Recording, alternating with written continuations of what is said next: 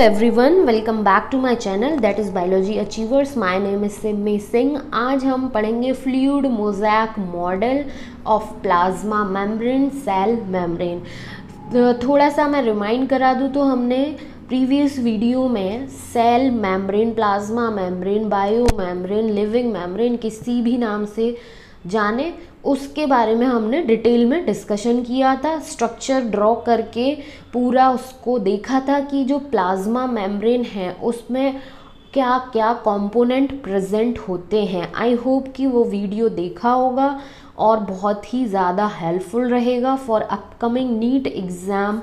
ठीक है, अगर नहीं भी देखा है तो मेक श्योर कि वो वाला वीडियो जो है about plasma membrane, cell membrane, वो देखें पहले। उसी के बाद हमें फ्लूइड मोज़ैक मॉडल जो है वो अच्छे से समझ में आएगा, तभी इसका कॉन्सेप्ट जो है वो क्लियर हो पाएगा। बिकॉज जब आज हम इसके बारे में पढ़ेंगे फ्लूइड मोज़ैक मॉडल क्या होता है और क्यों पढ़ा जाता है, क्या एक्सप्लेन करता है ये, तो उसमें बहुत सारी चीज़ें ऐसी होंगी जो सेल मेम्ब्रेन के बारे में हम कल पढ़ चुके हैं, वो सारी की सारी चीज़ें यहाँ पर रिमाइंड की जाएंगी। सो मेक श्योर कि वो वाला वीडियो पहले देखें, उसके बाद फ्लूइड मोज़ैक मॉडल जो है उसको पढ़ें। तो अब यहाँ पे बात आती है कि फ्लूइड मोज़ैक मॉडल जो है उसको हम क्यों पढ़ते हैं। तो ये जो मॉडल है, ठीक है, ये क्या करता है, जो प्लाज्मा मेम्ब्रेन है जिसको हम सेल मेम्ब्रेन के नाम से भी जानते हैं, इसका जो स्ट्रक्चर है उसको एक्सप्लेन करता है। ठीक है, अब स्ट्रक्चर की बात करें तो जैसे कि कल हम प्लाज्मा मेम्ब्रेन का स्ट्रक्चर जो है डिटेल में डिस्कशन कर चुके हैं उसका, तो यहाँ पर मैं शॉर्ट में लिखती हुई जाऊँगी कि जो प्लाज्मा मेम्ब्रेन है उसमें लिपिड बाइलेयर पाई जाती है, दो डिफरेंट टाइप के प्रोटीन्स पाए जाते हैं। अब वो दो डिफरेंट टाइप के प्रोटीन्स कौन से, उसके लिए कल का वीडियो तो देखना पड़ेगा। उसके अलावा इसमें कोलेस्ट्रॉल मॉलिक्यूल्स पाए जाते हैं एंड कार्बोहाइड्रेट मॉलिक्यूल्स जो हैं वो भी पाए जाते हैं प्लाज्मा मेम्ब्रेन में। सो ये जो है ये डिफरेंट कंपोनेंट्स जो हैं वो प्रेजेंट होते हैं और इन्हीं डिफरेंट कंपोनेंट्स के फॉर्मेशन से प्लाज्मा मेम्ब्रेन जो है उसका स्ट्रक्चर फॉर्म होता है और इसके स्ट्रक्चर को ही एक्सप्लेन किया जाता है फ्लूइड मोज़ैक मॉडल में। तो सबसे पहले हम इसमें इसकी हिस्ट्री के बेसिस पे देखें तो 1972 में दो साइंटिस्ट थे, सिंगर एंड निकोलसन नाम के, जिन्होंने सेल मेम्ब्रेन, प्लाज्मा मेम्ब्रेन जो है उसके स्ट्रक्चर को प्रपोज किया। ठीक है, जो कि वाइडली एक्सेप्टेड है फ्लूइड मोज़ैक मॉडल के नाम से। ठीक, उसके बाद अब इसमें जो प्लाज्मा मेम्ब्रेन है उसमें लिपिड मॉलिक्यूल्स की क्या है, बाइलेयर पाई जाती है, दो लेयर पाई जाती हैं लिपिड मॉलिक्यूल्स की। ठीक है, अब ये जो लिपिड मॉलिक्यूल्स की बाइलेयर है इसका नेचर कैसा होता है, ये क्वासी फ्लूइड नेचर के होते हैं लिपिड्स। अब क्वासी कहने का मतलब ये हो गया सिंपल सा कि सेमी सॉलिड, ना तो एकदम लिक्विड स्टेट में ना ही एकदम सॉलिड स्टेट में, बीच की जो स्टेट होती है सेमी सॉलिड जिसको हम जानते हैं उसी को हम क्वासी फ्लूइड नेचर के नाम से भी जानते हैं। तो प्लाज्मा मेम्ब्रेन में जो लिपिड मॉलिक्यूल्स हैं उनका नेचर कैसा होता है, सेमी सॉलिड नेचर होता है।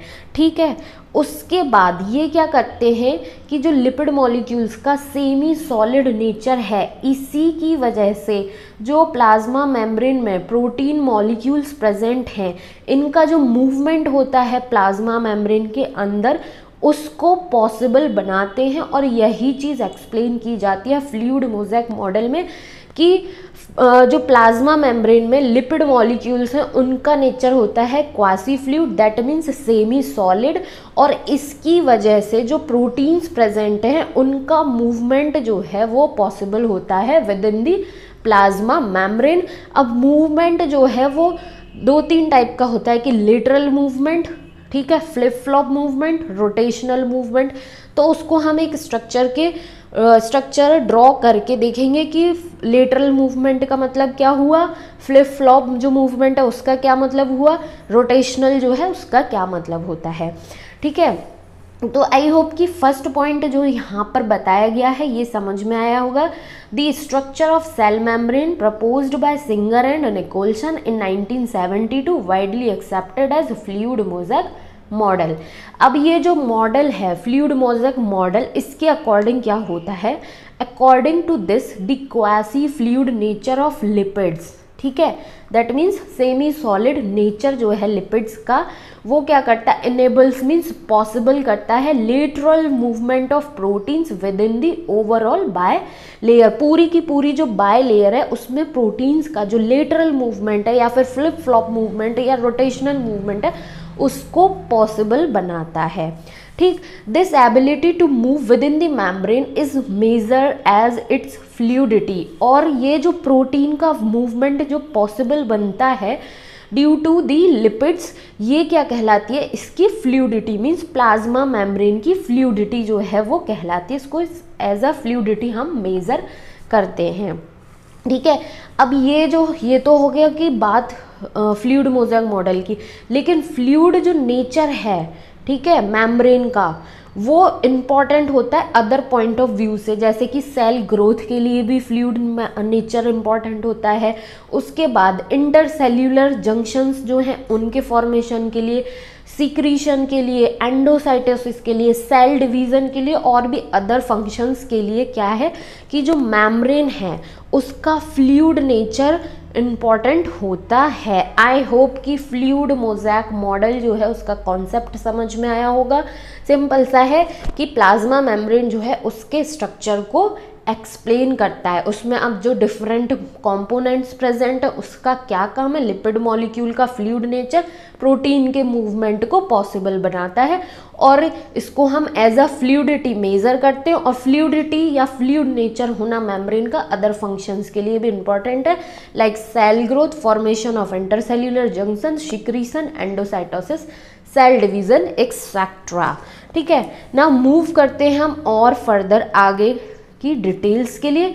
सो यहाँ पर हम देख सकते हैं ये है प्लाज्मा मेम्ब्रेन का स्ट्रक्चर, ठीक है, जिसमें ये जो ब्लू कलर की हमें शो हो रही है यहाँ पर, या फिर ये रेड कलर की तो प्रोटीन है। सो ब्लू कलर से जो हमें इस तरीके के स्ट्रक्चर शो हो रहे हैं ये क्या है, लिपिड मॉलिक्यूल्स हैं जिसकी बायलेयर प्रेजेंट होती है, बायलेयर होती है इस तरीके से, ठीक है। उसके बाद इसमें दो टाइप के प्रोटीन्स प्रेजेंट थे, जैसे कि ये वाली जो प्रोटीन है ये क्या है, मेम्ब्रेन के बीच में धसी हुई है, एम्बेडेड है, जिसको हम इंटीग्रल प्रोटीन या फिर इंटीग्रल मेम्ब्रेन प्रोटीन के नाम से जानते हैं, ठीक है। उसके बाद दूसरे टाइप की जो प्रोटीन है वो क्या है, ये जो है ये वाला जो रीजन होता है इस तरीके से यहाँ पर या इस साइड पर पेरीफेरी पर, आउटर सरफेस पर प्रेजेंट होगी, जिसको हम पेरीफेरल मेम्ब्रेन प्रोटीन के नाम से जानते हैं। उसके अलावा कुछ शुगर मोइटीज़, कार्बोहाइड्रेट्स प्रेजेंट होंगे एंड येलो कलर के हम देख सकते हैं ये कोलेस्ट्रॉल मॉलिक्यूल्स प्रेजेंट है। सो इस तरीके से होता है प्लाज्मा मेम्ब्रेन का स्ट्रक्चर।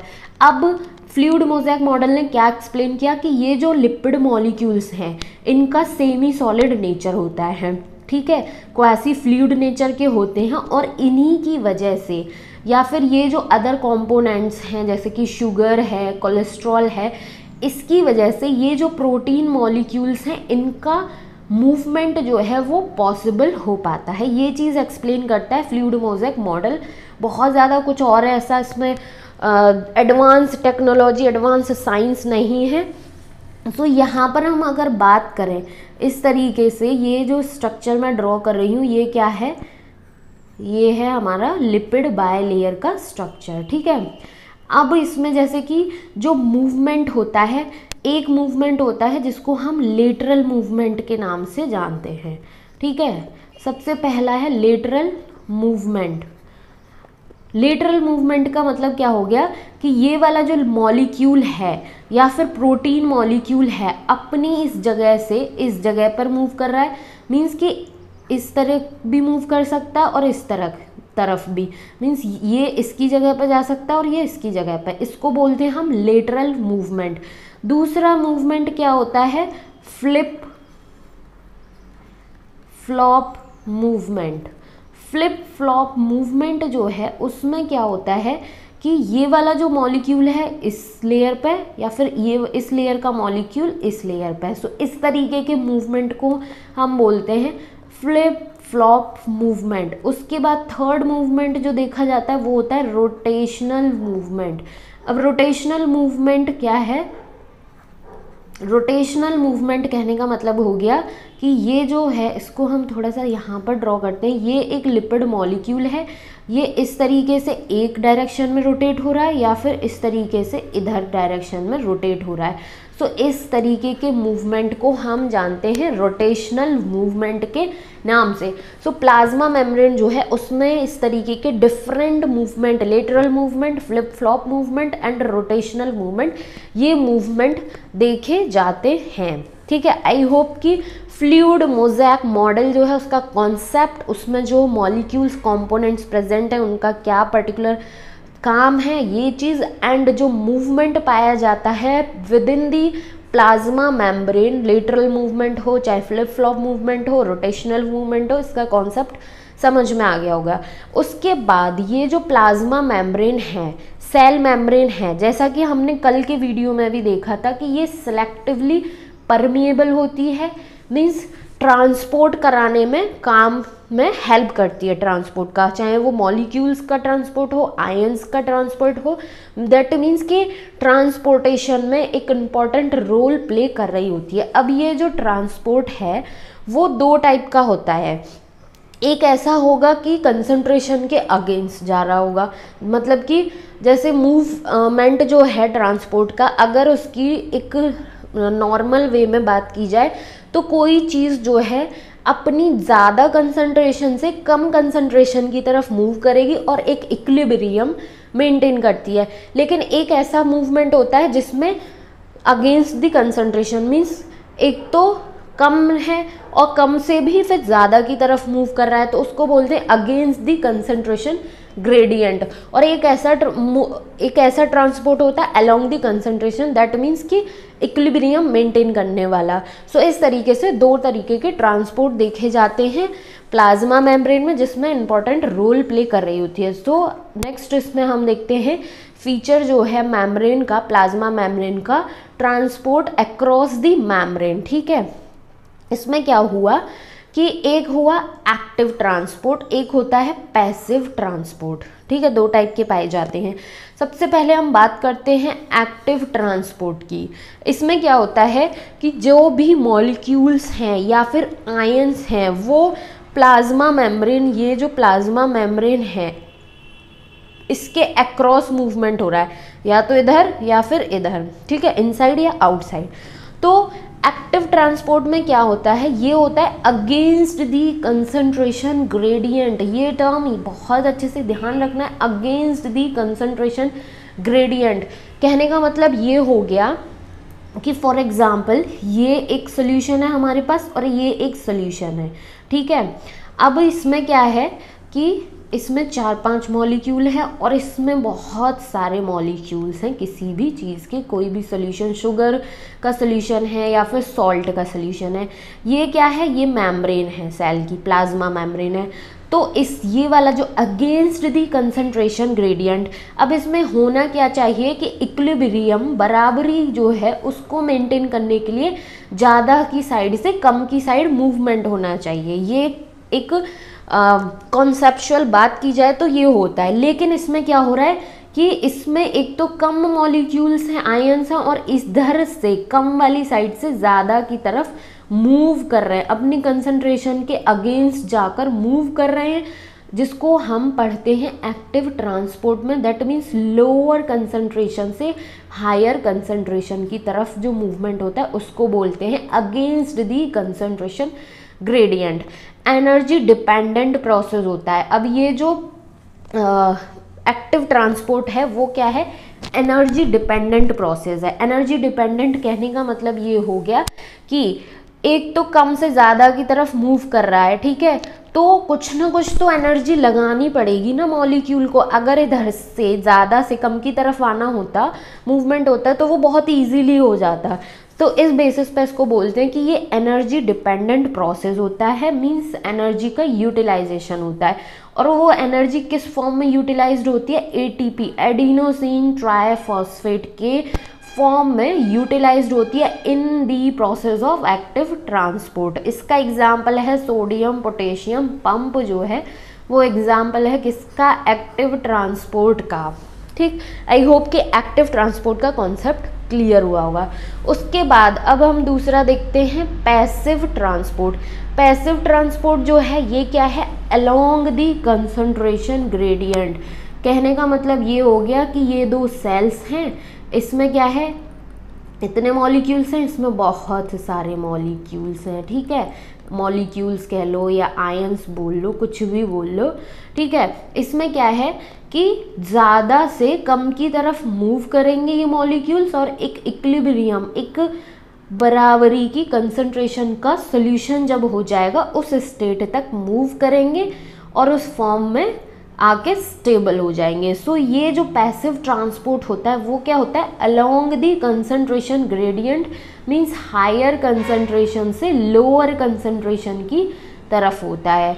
और इसमें जब हायर कंसंट्रेशन से लोअर कंसंट्रेशन की तरफ मूव कर रहा है तो किसी भी तरीके की एनर्जी की रिक्वायरमेंट नहीं होती। सो उस बेसिस पे इसको बोला जाता है कि ये जो है एनर्जी इंडिपेंडेंट प्रोसेस होता है और इस प्रोसेस में एटीपी जो है वो उसका कोई यूटिलाइजेशन नहीं देखा जाता। So ATP not required in the process of passive transport, energy independent process होता है।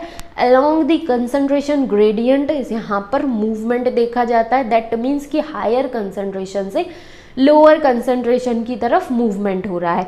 सो ये था ट्रांसपोर्ट अक्रॉस द मेम्ब्रेन। जो प्लाज्मा मेम्ब्रेन है उसके अक्रॉस दो तरीके के ट्रांसपोर्ट देखे जा रहे थे। एक ऐसा भी ट्रांसपोर्ट हो रहा है जहाँ पर against the concentration gradient movement हो रहा है, तो उसमें एनर्जी एटीपी का यूटिलाइजेशन हो रहा है। एक ऐसा मूवमेंट भी है जो अलोंग द कंसंट्रेशन ग्रेडियंट हो रहा है, हायर कंसंट्रेशन से लोअर कंसंट्रेशन, और उसमें किसी भी तरीके की एनर्जी का यूटिलाइजेशन नहीं हो रहा। ये एक इम्पॉर्टेंट फीचर होता है प्लाज्मा मेम्ब्रेन का। ठीक है, और ये जो एक्टिव ट्रांसपोर्ट है इसमें एटीपी यूटिलाइज्ड होता है, ये चीज़ इम्पॉर्टेंट है क्योंकि इससे रिलेटेड क्वेश्चन पूछा जाता है। इसका एग्जाम्पल भी ध्यान रखना है। सोडियम पोटेशियम पंप जो है जो कि प्लाज्मा मेम्ब्रेन में प्रेजेंट होता है, ये इसका एग्जाम्पल है। आई होप कि fluid mosaic model and transport across the membrane का कॉन्सेप्ट क्लियर हुआ होगा। अगर फिर भी कोई डाउट रहता है किसी भी पॉइंट को लेकर तो उसके लिए आप मुझे कमेंट सेक्शन में कमेंट करें, मेरे चैनल को सब्सक्राइब करें, वीडियो को लाइक करें एंड फ्रेंड्स के साथ शेयर करें और अपनी कंटिन्यू बेसिस पर स्टडी जो है उसको ज़रूर पॉसिबल बनाएं। बिकॉज जब तक कंटिन्यू बेसिस पर स्टडी नहीं होगी तो एग्ज़ाम क्वालिफाई करना तो भूल ही जाओ, क्योंकि ये एक मंत्र होता है कि जब कोई भी स्टूडेंट कंटिन्यू बेसिस पर स्टडी कर रहा है तो उसको पढ़ने में भी इंटरेस्ट आता है, फ्रस्ट्रेशन नहीं होता, लो फील नहीं होता और उसको अच्छा भी आता है, एक पॉजिटिव वाइब आती है। और पॉजिटिव वाइब रहना during the preparation of any competitive exam is must. So उसके लिए क्या करना है, पढ़ते रहना है और थोड़ा इन्जॉय भी करना है, क्योंकि उससे माइंड जो है वो रिलैक्स होता है। नेक्स्ट वीडियो जो होगा जिसमें हम एक और फीचर जो है उसके बारे में पढ़ेंगे, ठीक है, जो कि है सेल वॉल। सेल वॉल सिर्फ और सिर्फ प्लांट सेल्स में पाया जाता है। प्लांट सेल्स के अलावा फंजाई, एल्गी इनमें भी पाया जाता है, लेकिन एनिमल सेल्स में नहीं पाया जाता। सो ये जो फीचर है इसको हम पढ़ेंगे नेक्स्ट वीडियो में। आज के वीडियो जो है वो सिर्फ fluid mosaic model and transport across the membrane को डील करता है। Thank you so much for watching.